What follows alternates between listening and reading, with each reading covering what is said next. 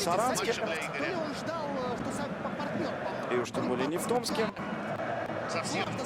Но все-таки немножечко